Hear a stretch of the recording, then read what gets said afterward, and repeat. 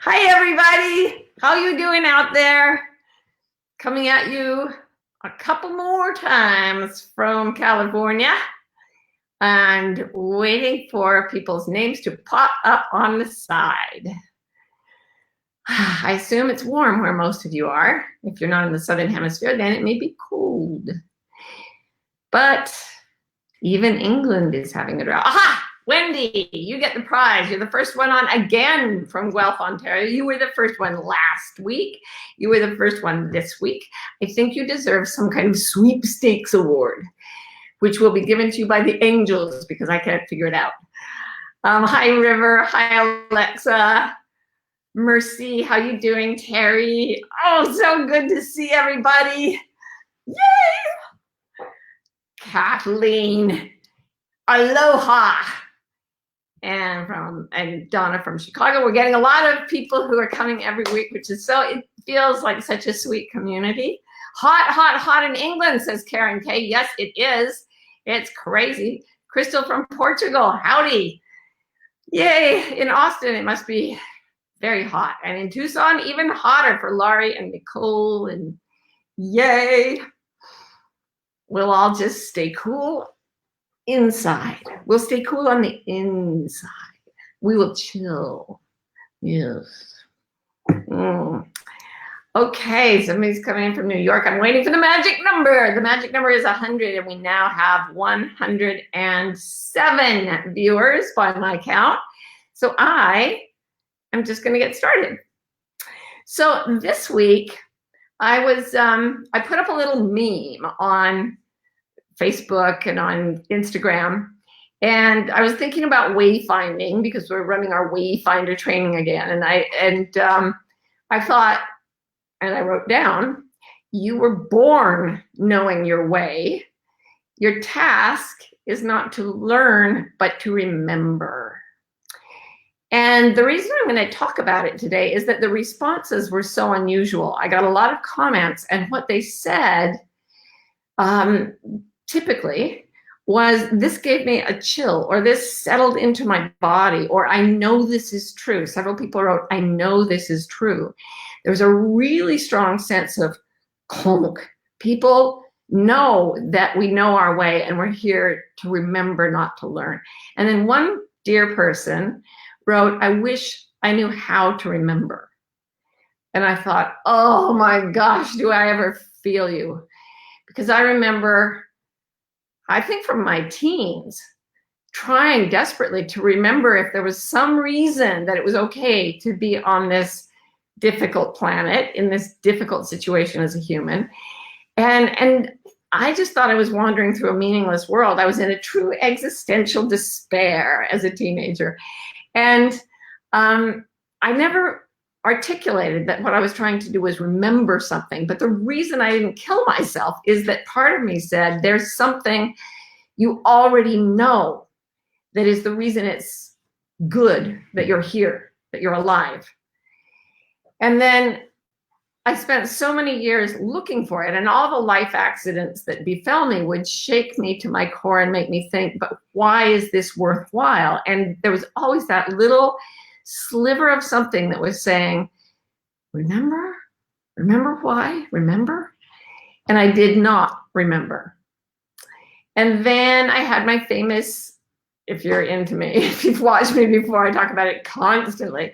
When I was 28, I had the surgery where I had the white light experience, sort of like a near-death experience. And the feeling when this light came to visit me while I was supposedly unconscious, but actually looking around the room, which was weird because my eyes were taped shut. But I was looking around the room and this light came, and when it touched me, it was an overwhelming sense of remembering. And not in my body, but in my soul, I burst out laughing to think that I had even forgotten, that I had ever forgotten this light and the joy and the love and the warmth and the peace that were in that light, and the fact that the light was in me and around me on this mortal adventure. I couldn't believe I'd actually forgotten it. It was almost like we'd had a deal before I was born, and I said, I'm not going to forget. not this time. And then whatever the light is said, oh, you're totally going to forget. And I was like, no way. It's too strong. How could I forget this? And then gone, right? And so remembering made me laugh and laugh and laugh. And that changed me forever. But I also didn't know exactly what I was remembering. And I was very alert to stories from people and from books and so on that made me feel that sense of not learning, but recognition. I became very, very trained on those. And over years, decades, I found different practices, different teachings, and so on that helped me remember. And one night, I was lying awake. This is about 2 years ago. And I'd been reading some spiritual texts and doing a lot of meditation. And as I drifted into sleep in this dark room, I felt something as if something were pounding on my consciousness, and it was like a sledgehammer hitting me. Boom, boom. And these little cracks of light would appear around me. And I was wide awake looking. And it was like what was being hammered upon was the darkness itself. Boom, boom. And these cracks would open like an eggshell cracking. And I would think that I would have this overwhelming feeling, I remember. And then it would be gone. And I'd drift off to sleep again. And then boom, boom, the cracks would open. I'd sit up and go, I remember. And then it would be gone. It was really a weird experience, but it was stimulating. It was not frightening at all. It all feels like going home. It all feels like waking up. And it really got me thinking after that, how do I remember? How do I remember? And when I posted this meme and people started writing comments, they were reminding me how I learned to remember. And I wanted to share some of those with you, and then we will talk back and forth a little. The first thing, if you go to the comments on that meme on Facebook, people are writing it over and over. The first thing is a sense of knowing that is through the entire body. And it actually has a physical effect. And sometimes it's it's just relaxing. It's like, oh, you can sort of rest in what you've just heard or observed or thought because it's deeply true. Other times it charges you with so much energy, so much delight that you barely know what to do with it. It can make you feel electrocuted almost. I mean, I've had it hit me so hard. When I first read Stephen Mitchell's translation of the Tao Te Ching, I had such an overwhelming crash of electrical energy in my body that I ran to a waterfall. And by the way, this was during a time when I had been bedridden with leg and back pain for probably 5 or 6 years. But for some reason, for that one day, I was able to not only walk, but run. And I ran to this waterfall and stood under the waterfall, trying to get something to equal the energy that was rising up through me. And the feeling was recognition, recognition, recognition. So the first thing is just notice the feeling of something true in your body versus the feeling of something not true in your body. I'll give you a really simple example during that time. I had come to believe that there was some sort of higher power. I just had my son and gone through this crisis. So I'd become more, I believed in a higher power more than I didn't. I wouldn't say I was passionately spiritual and definitely not religious, but I thought I was supposed to be. And so I was reading the rules of many, many religions, and I was trying to keep them all just in case they were the way back to happiness.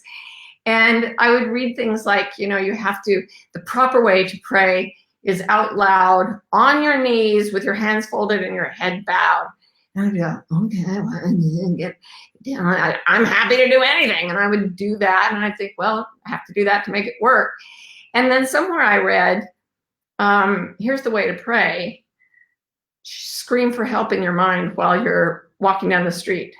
Roll over in bed and groan, please. You shout thanks to the sky when you fall in love. These are the prayers that make the most difference, that are real.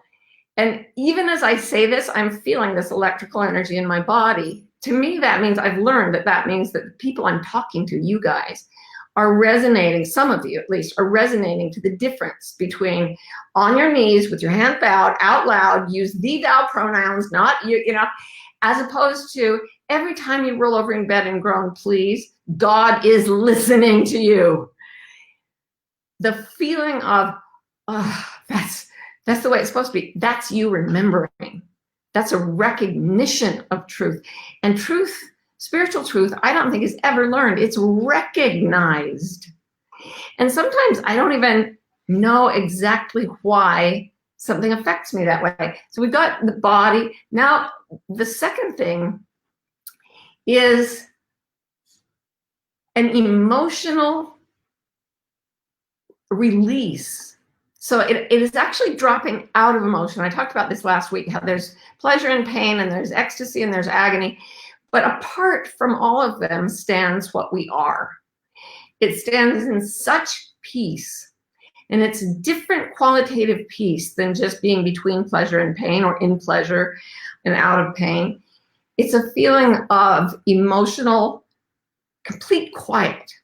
The word emotion simply means movement.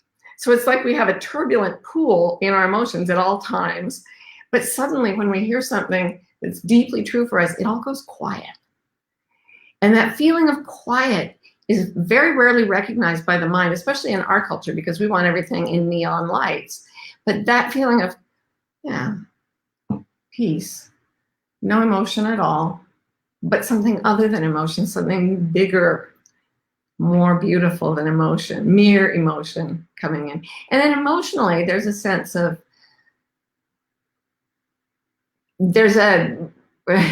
you're walking back onto familiar territory. So sometimes it makes you burst into tears of relief, because remembering what was true for you, what is true for you, feels so much better than believing whatever you were taught. Sometimes there's a feeling of exaltation and freedom. I don't have to keep my awful job or stay in this marriage or whatever it is. It's like, oh, that's real. Sometimes there is fear, like this is actually bigger than anything I've ever felt or thought. Like that night when I was feeling calm, that could have gone to fear pretty easily. It was a weird experience, but it was just because I hadn't opened to that amount of energy. And I've learned over the years to open to the energy that comes. So it's pretty simple. It's physically look for a characteristic chill and relaxation of the muscles at the same time. Mentally, there's a quiet space. Emotionally, you go into peace rather than turbulence. And when emotion does come, if you open yourself enough, what happens is the emotion that comes opens your mind to new horizons. So I wanted to read you, I have just a couple minutes before we ask questions, but I wanted to give you a quick example of something that did this to me. This book, it's a doorstop. This is a big book called I Am That by Nisargadatta Maharaj. And I found it in a guest room in Africa, and started reading it. And the whole book, which is like many pages long, it resonated with me. Now, several years before I'd read it and nothing. But when you're ready for something, it hits home. And I thought, I'm going to randomly open this book to some page, and I've so heavily underlined it that I'll just turn to something, and every single thing I've underlined felt true to me. For example, words are as much a barrier as a bridge. Find the spark of life that weaves the tissues of your body and be with it. It is the only reality the body has. What does that mean? I mean, I could go on about it intellectually, but when I read it, it goes, oh, okay, I don't need to worry as much about my fat thighs and getting old and dying. Like, it's that spark of life that weaves the body together is the only reality the body has. Okay, so that one little statement gives me that little spark of truth. And then I read the next thing he says, and the next thing, and the next thing. And when you get to something that gives you lots of those moments, dig in have a feast of truth. That is you remembering. And if you are open for these cues and you're always scanning for what a person says or a book says or a TV show says, and it gives you those sensations, give it all your attention. Indulge in it. Be obsessed with it. Because you're learning. Your soul is learning. Your soul is waking up. Your soul is remembering. And you're not actually adding knowledge. You're dropping illusions. So with that, I'm going to ask Ro here to put up some questions so that we can talk about it. Okay, Tina. She says, I hear you, but wouldn't it just be so much easier if we remembered it in the first place? Why did we purposely knock ourselves out each time? I struggle with this daily. Okay, how many times have you gone to a movie where from beginning to end, the hero is always aware that everything's fine and nothing bad ever happens? You would not go to such a movie. Such a movie would bore the crap out of you. The reason we're here is to live through the movie of reality. And I've talked before about the Hindu, not Buddhist, but Hindu phrase, the splendor of recognition, which is about God hiding itself in matter, in different forms of matter, for the express purpose of remembering, because the joy of remembering is so delightful. So when you were a baby, you almost certainly loved the game Peekaboo, because someone seems to disappear and then they appear again, and they seem to disappear and they appear again. And there's something about that that gives us a jolt of happiness, of dopamine. It's fun. It's literally fun. So I have a friend who was in the, she was in a club in New York, and she was a former drug addict. And this big rapper came up to her and he goes, don't I know you? And she's like, well, maybe from the streets, maybe from the clubs. And he looked at her and he said, game, recognized game. And like, that was such a high moment for her. Well, I was thinking the other day, the reason we play this game is that when we look at another person, when we read something, when we have an experience like the experience I have meeting with you, and I look at your names and I see God, God recognized God. When you look into the eyes of another person and you see God there, that's called falling in love. And that's the reason we're here. It is its own excuse for existing, to paraphrase Emerson. It is an exquisite experience. And apparently it was worth it to us to disappear into our pain so that we could play the game God recognized God. And once you get there, it's a lot easier too, they say. Okay, so Jordy says, sorry, I just got my chair turned. How do you move with that awareness to integration through all aspects of your being into how you move through life? What a great question. And there is really codified equipment or instruction for doing this in every world tradition that is genuinely deeply mystical. It's been taken out of Western culture, but if you look at how many monasteries there are in Europe, and many of those have been destroyed already, people went into the monasteries and the nunneries specifically to have the experience, to have the space to focus only on this issue. They didn't have nearly as many things to comfort them or distract them, and so they were quite focused on this. And as our traditional cultures have all kinds of ceremonies and traditions and rituals that are meant to help us remember what we are. And the way is always the same throughout all cultures and all historical periods. So we can be pretty sure it's right. And it goes first into a place of holding attention into the question, what am I? How do I remember? And being still. So sitting meditation, quiet walking, but mind very focused on what am I? What is this? What's happening? The next thing is often to get up and move or perform a simple task, washing the dishes, peeling vegetables, raking the yard, while holding, what am I? Who am I? What is this? Then you go to activities a little more complex, like driving.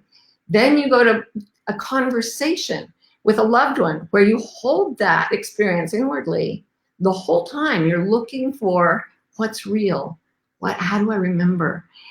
And then it gets to the point where you could even have an argument with someone while holding that presence. Or you could go through something very frightening like a car accident while holding that presence. And that it's just like, it's like working out at the gym. And by coming here together, we're doing it. And by focusing our attention through the coming week, we're doing it. And every time we do it, we get stronger. When we stop doing it, we gradually atrophy. But when we do it, we get stronger. And fortunately, suffering reminds us to do it every time we forget. And so eventually, if we're willing, we always get stronger. Practice, practice. It's like how you get to Carnegie Hall. Practice, practice. Okay, Donna says, how does the remembering change the way you view life? Does the remembering bring greater clarity or calm? I struggle with fear of remembering and feeling I've wasted so much of my time not remembering. Well, first of all, the moment you pop into remembering, you realize that time actually doesn't work the way we think it does. It works the way Albert Einstein showed us that it works. It's flexible and it's not linear. And technically speaking, it's not actually real. So there's no such thing as wasting time. You're having an experience that is always perfect. Whatever you're going through here is either a joy or an education. And all the education leads to joy in the end. So how does the remembering change the way you view life? It's like thinking you were in, it's exactly like having a nightmare and really thinking that something terrible is going on and you're in an awful place, and waking up in your bed and going, wait, which thing is real? Which thing is real? And you realize, oh, I am not actually in high school having to take a test for which I have not studied. I have that dream over and over. I'm actually, I finished high school a long time ago. I'm done with that nightmare. Oh, that nightmare in time and that nightmare in dreams. Oh, this is real. Okay, magnify that by like 1,000,000. And you've got the awakening out of the dream of matter. I sometimes talk about this woman I knew, this tough Mormon pioneer woman who had very, very unemotional, got her kids through the Depression by growing vegetables in the garden and losing a lot of weight. Had like 9 children, but one of them died as an infant. And when I had Adam, she could tell I was distressed because he had Down syndrome. And she told me in her tough pioneer way that as she walked up to the tiny coffin of her little baby, a voice inside her that she knew was true said, "This is just an image." Now, this is not taught in Mormonism. She was a Mormon woman. It was completely outside her religious training. It was unlike anything else she'd ever experienced. But what it did was it told her, you're watching a movie. He's not really dead. He's not really gone. This is what's happening in the movie. It's like where Meryl Streep and who else was in Sophie's Choice? God, that movie gutted me. But, you know, when they got it right, and it was this brilliant movie, Meryl Streep sat there in the audience, I expect, you know, eating popcorn and getting high-fived by people for going through this hideous, horrible experience of the Holocaust, which was so convincing on the screen. And we know it really happened. I'm not saying it didn't really happen, but it really happened in a movie that consciousness is making out of matter. And the real us, the true us, the us we're trying to remember, is sitting out there going, oh, wow, you did very well in that. You could have sworn you really lost a baby. Wow. And the baby's sitting there going, yeah, it looks like I really died, didn't it? I did well in that. And we're all just watching going, that is a great movie. We made a great movie together. We should be proud. The emotion of that movie, the power and the compassion that it evoked. Good job, us. Want to go again? All right, I'm going to go again. I'm going to be another baby, you know, whatever. I don't know how it works, but it never, to remember who we really are is never frightening. It's frightening to the ego. I said earlier, it's fear. The ego feels fear. The soul loses the fear upon remembering. Right before the remembering, there's such power that comes in and it changes our way of viewing ourselves. And the ego finds all change lethal. It finds it frightening. So an aspect of us that clings to fear can be more afraid at the moment of awakening and remembering. But the moment of remembering takes out all the fear. It takes you to a new level of not being afraid of anything. And there are always further levels to go, I guess, until you're totally enlightened, which I'm not. So I hope that helps. Do we have another one here? Let's see. Let's say Karen's. Hang on. Tech support is all over this. And by tech support, I mean Ro. And she's awesome. Sorry, I didn't give her adequate warning. So Karen says, do you have to dig yourself out of pain and work through that to clear the way to remember? In one sense, I used to think you had to go back through and like deeply, tragically re-experience all your pain as a mortal in order to clear the way to remember. Now I know that trauma does have to be relived if it wasn't fully experienced in the first, when it actually happened. But the only way you need to experience it is in the presence of a compassionate witness. And it rises spontaneously when you feel safe enough and embraced enough to re-experience the trauma in a way that will be as quick and as healing as possible. So there will be a gout of pain, and this may happen when you go to your therapist. It may happen, they have techniques for doing it. It may happen when you go on antidepressants and it gives you enough of a cushion to actually process the experience. And you share it with a compassionate witness, and there's a feeling of the pain going through you, which is very intense, and then it's gone. And then you can remember, oh, things aren't as dangerous as I thought. So that's if you've gone through something quite traumatic. Other than that, when I read that piece from Nisargadatta, focus on the spark of life that weaves your body together, it feels like a little bit of remembering, and I don't have to go through pain to remember that. I just have to drop the idea that my body is me. And instead, it's the spark of life moving through the body that identifies as me. And it's not painful to drop that.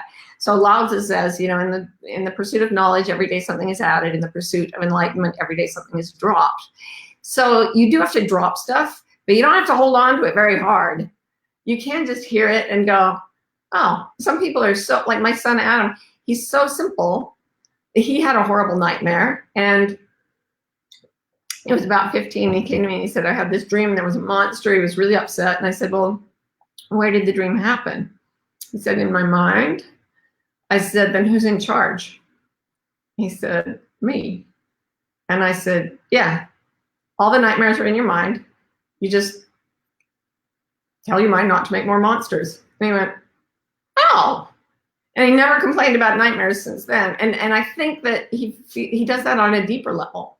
He experiences pain and fear and suffering, but it's very easy for him to drop it because his mind does not attach to concepts as much as those of a normal person, a so-called normal person. So yeah, we have to let go, but we don't have to do it through pain. There may be a bolt of pain with trauma, but that's the only time it's really necessary. Oh, Ro just played a dirty trick on me by picking this question. It's a beautiful question. Laurie says, what are we? There are whole traditions in Asia that rest completely and entirely on sitting and asking the question, what am I? With every breath, hour after hour after hour. And I've done that for hundreds of hours, not like a real Buddhist cool person, but for hundreds of hours. And what I can tell you is that if you ask it often enough and your attention is focused and you're not really holding concepts in your mind, there comes a moment when the mind goes silent and the answer shows up. And the only way I can express that is, so you're going, what am I? What am I? What am I? Or what are we? And the answer is, that's like the only way you can express it. It's like there's an explosion of awareness that what we are contains universes, that what we are is some kind of consciousness painting the material world on this vast canvas called now, and doing it over again in every millisecond, every nanosecond. It's an experience that has now been validated by modern physics to some extent. Like if you read enough physics, you come to the same conclusions. And I remember reading a physics book about quantum realities that goes through the results of an experiment in quantum physics and then says, if as you read the last paragraph, you did not feel the sensation of all the ground dropping out from under your feet, please go back and read the paragraph again. Because basically it leaves you with consciousness being such a formative power in matter that it is the only real, that it's foundational for everything we are. And we don't really know what consciousness is. We just know that it's us. And everything it does is truly inconceivable with a human mind. But there is something in the body and the soul that can encompass it. And when it's experienced as absolute and utter awe. And you can feel it for yourself. You can feel it for somebody else. You can feel it for a dog. You can feel it for a rock. Because we're all the same thing. And I cannot describe the experience for you. I've already gone a little bit over time. But know that if you start letting yourself seek the things that feel like, whoa. If you start pursuing the things that your heart and soul find fascinating, if you remember that you're here to remember, that experience comes closer and closer and closer and gets bigger and bigger and bigger when you do experience it. And I've experienced, this much. And I suspect from reading spiritual masters that there's almost an infinity to be experienced. This much is really, really good. So I encourage all of you to give it a whirl. So thank you for coming and remembering with me that we are all one being, and that when we gather together, we are not coming together for the first time. We are remembering our oneness. We are remembering that we're on this adventure together. We are remembering that we're all love, and we're remembering that we have never lost each other, not even for the tiniest second. I love you all, and I'll talk to you next week.